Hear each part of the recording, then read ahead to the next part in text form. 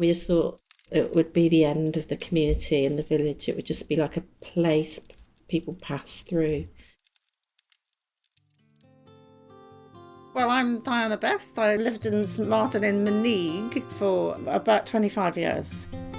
It's a nice rural community for somebody like myself with a dog. There's nice walking areas. You can walk for miles around here in the lanes. You can get down to the river. Golly, there's about 15 farms, so we're absolutely surrounded by agriculture here.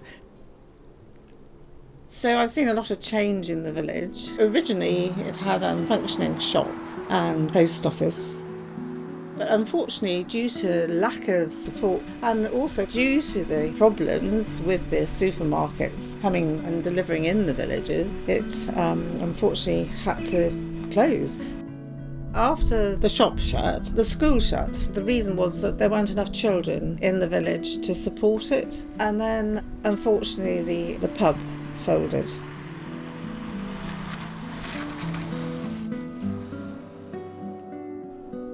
The pub really was the only community building left standing where we could get together.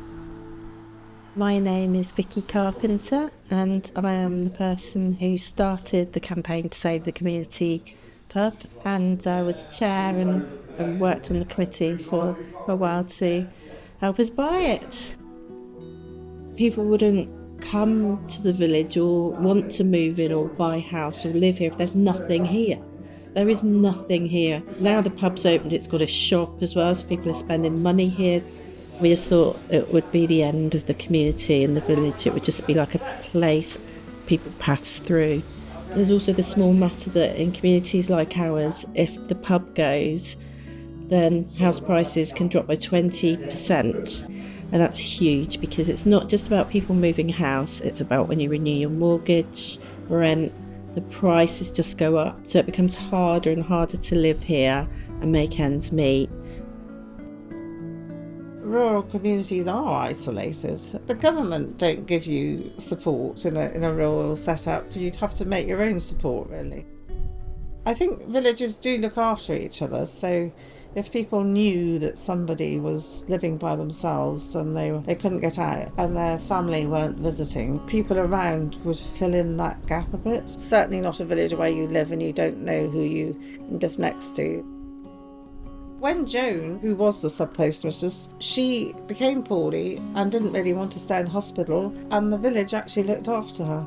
If I have a problem, like something starts leaking or something, now that the pub has reopened, which is wonderful, you can just walk in there and say, is anybody able to recommend somebody that can do such and such? And usually just by popping in my head into the pub and perhaps having a quick cup of coffee or something with them, I've actually got the answer to my problem. People are very friendly and chatty, yeah.